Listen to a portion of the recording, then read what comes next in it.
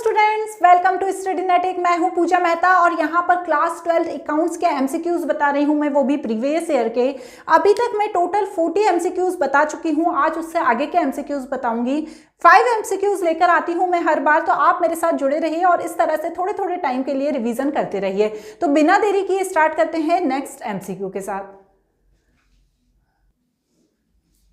चलो देखो 1 नंबर का MCQ. If all the forfeited share are reissued, the balance if any left of the forfeited share account is transfer to. यदि ये बता रहे हैं या आपसे पूछ रहे हैं कि यदि सारे फॉरफिटेड अकाउंट हम रीइश्यू करते हैं तो जो यदि कोई बैलेंस बचता है फॉरफिटेड अकाउंट का, तो उसे कहाँ ट्रांसफर किया जाता है? क्या उसे जनरल रिजर्व में ट्रांसफर किया जाता है? क्या उसे सिक्योरिटी प्रीमियम में ट्रांसफर किया जाता है? क्या उसे कैपिटल रिजर्व में ट्रांसफर किया जाता है? या statement of profit and loss में ट्रांसफर किया जाता है? तो बच्चों ये बहुत छोटा सा क्वेश्चन है बट बहुत ही ज्यादा इंपॉर्टेंट है, रिपीट भी हो चुका है।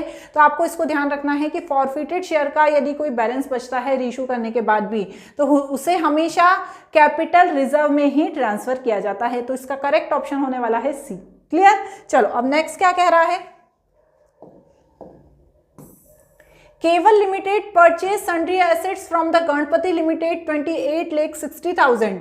The amount was paid by issuing fully paid share 100 each, issued at premium of 10%, the number of share issued of Ganpati limited. तो यहाँ पर देखो बच्चों अमाउंट दिया हुआ है और पूछा गया है कि बताओ जब हम गणपति लिमिटेड ने कितने नंबर के शेयर इशू किए।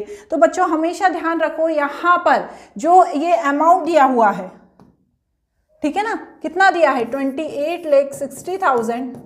इसको जब हम डिवाइड करेंगे 100 प्लस वो कितना परसेंट दिया हुआ है, प्रीमियम 10, 100 प्लस 10 मतलब 28,60,000 डिवाइडेड बाय 110।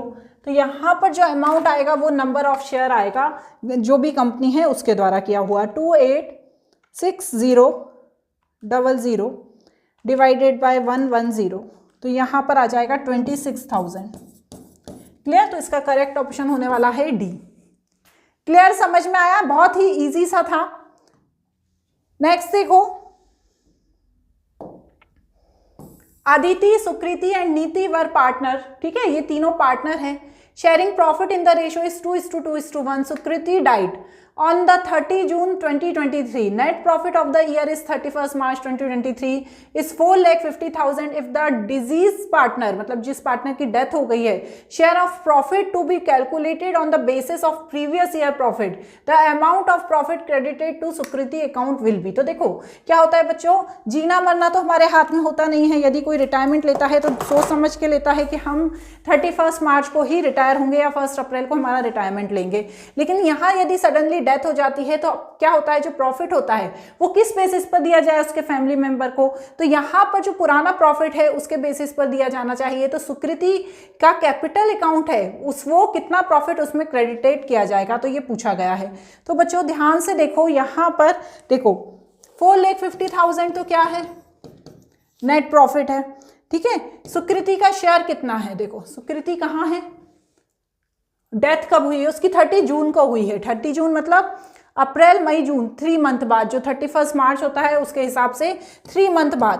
तो डिवाइडेड बाय 12 किया तो 1,12,500 आया। ठीक है, अब उसका शेयर कितना है, सुकृति कौन है, सेकंड वाली पार्टनर है, तो उसका शेयर कितना है इंटू 2/6। तो यहाँ पर आप जब कैलकुलेशन करोगे 2/5 सॉरी, तो जब आप कैलकुलेशन करोगे तो यहाँ पर आएगा हमारा 45,000। तो इसका जो करेक्ट ऑप्शन होने वाला है वो होने वाला है बी। क्लियर? चलो अब नेक्स्ट देखते हैं।